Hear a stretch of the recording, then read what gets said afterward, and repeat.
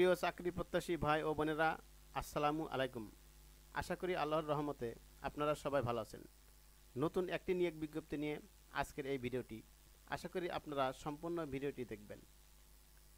বাংলাদেশ তাঁত বোর্ডে একটি বিশাল নিয়োগ বিজ্ঞপ্তি প্রকাশিত হয়েছে।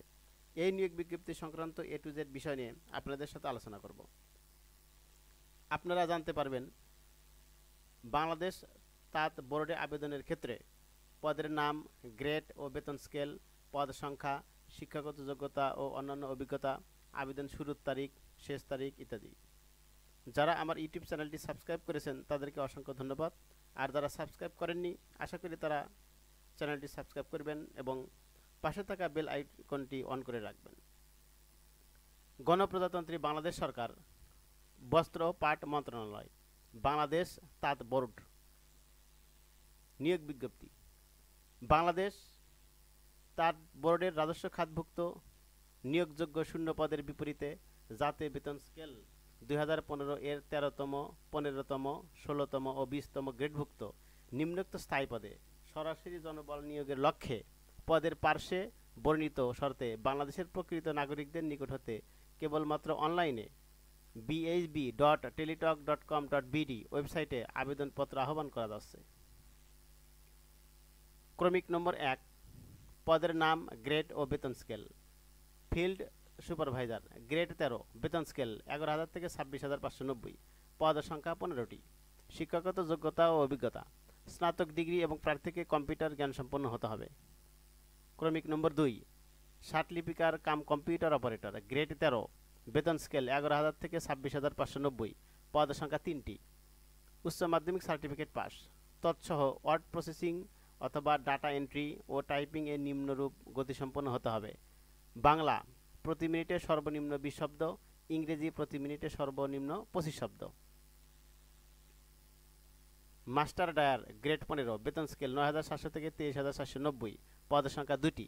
ন্যূনতম টেক্সটাইল সার্টিফিকেট কোর্স পাস এবং সংশ্লিষ্ট ক্ষেত্রে 3 বছরের অভিজ্ঞতা অথবা এইচএসসি বিজ্ঞান এবং সংশ্লিষ্ট ক্ষেত্রে 3 বছরের অভিজ্ঞতা অথবা এইচএসসি বিজ্ঞান এবং সংশ্লিষ্ট ক্ষেত্রে 5 বছরের অভিজ্ঞতা। প্রতিটি ক্ষেত্রে প্রার্থীকে পরীক্ষণার্থীদের প্রশিক্ষণ দানে সক্ষম হতে হবে।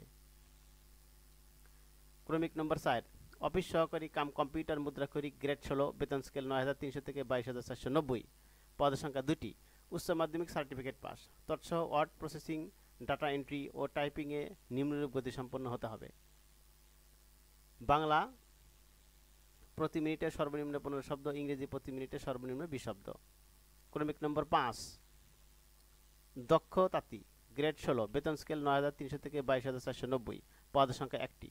অষ্টম শ্রেণীর পাসসহ সুতা হতে কাপড় তৈরি পর্যন্ত বিভিন্ন প্রক্রিয়ায় সম্যক ও বাস্তব জ্ঞান থাকতে হবে।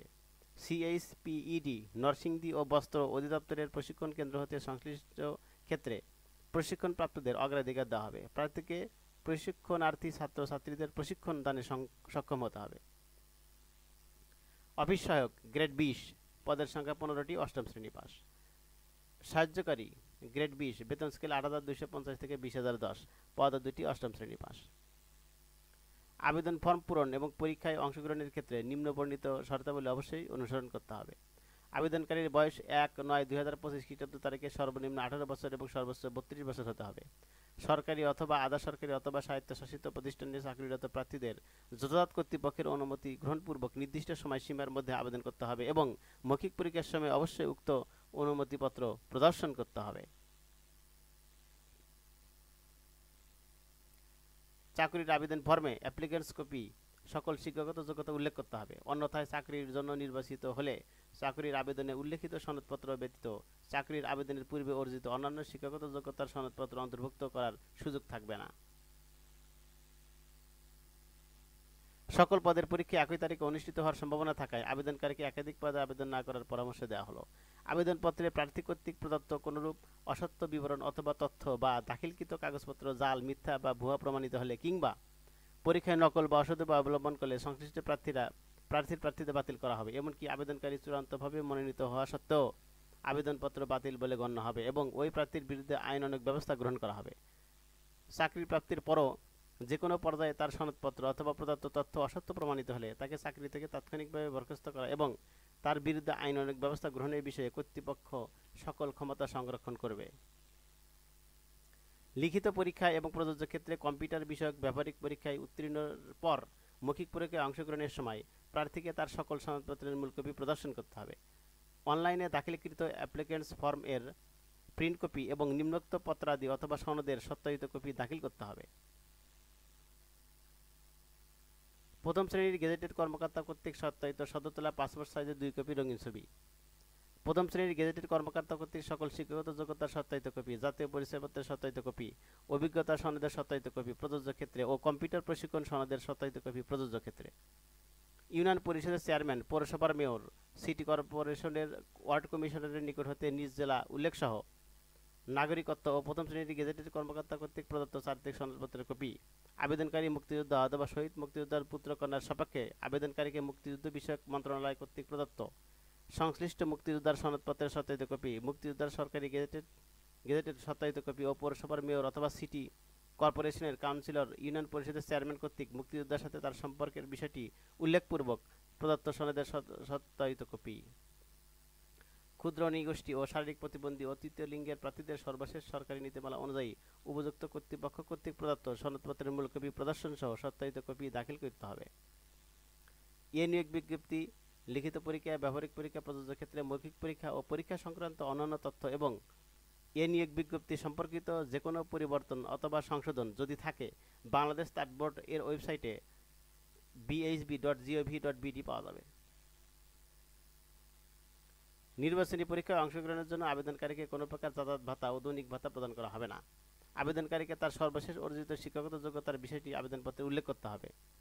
যদি কোনো প্রার্থী বাংলাদেশের নাগরিক না হন কিংবা বাংলাদেশের নাগরিক নন এমন কোনো ব্যক্তিকে বিয়ে করেন বা করার জন্য প্রতিশ্রুতিবদ্ধ হন কিংবা কোনো ফৌজদারি আদালত কর্তৃক নৈতিক স্থলান্তরিত অভিযোগে দণ্ডিত হন কিংবা কোনো সরকারি বা স্বায়ত্তশাসিত প্রতিষ্ঠান বা স্থানীয় কর্তৃপক্ষের চাকরি হতে বরখাস্ত হয়ে থাকেন তাহলে তিনি আবেদন করার জন্য যোগ্য বিবেচিত হবেন না। অনলাইন আবেদনপত্র পূরণ সংক্রান্ত নিয়মাবলী ও করণীয়।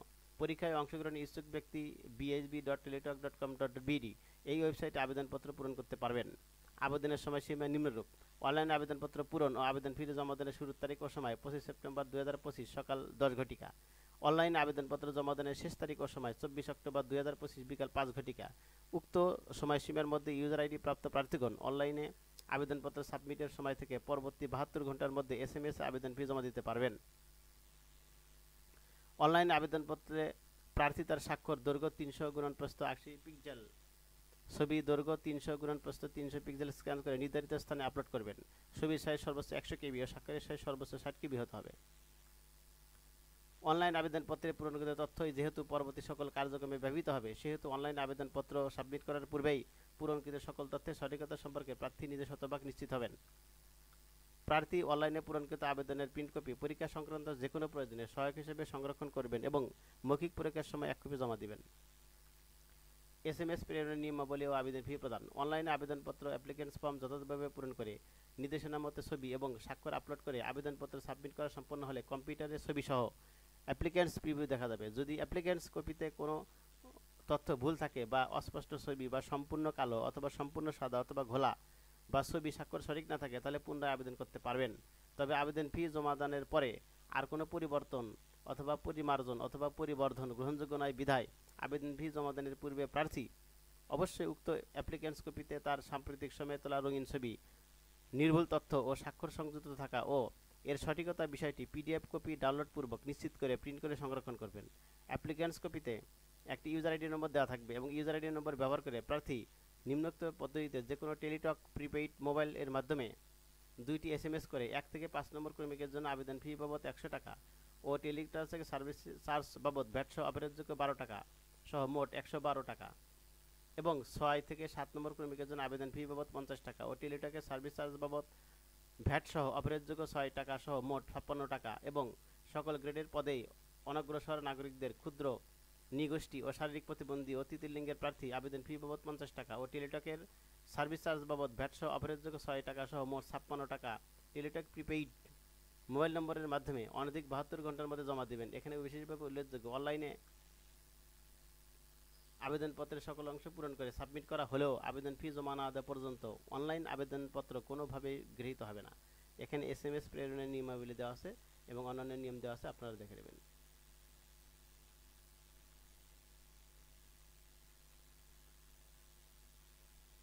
ভিডিওটি ভালো লাগলে লাইক, কমেন্ট এবং শেয়ার করবেন এবং চ্যানেলটি সাবস্ক্রাইব করবেন।